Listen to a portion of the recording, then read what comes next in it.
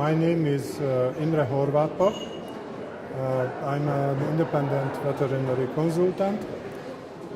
Many times I visit Russian chicken producers, but not only Russia, other countries as well, in the Middle East, in Asia, etc., where I give technical support for chicken producers, poultry producers, turkey producers, helping them in setting up the diagnosis, pathological signs, evaluation of laboratory results, etc.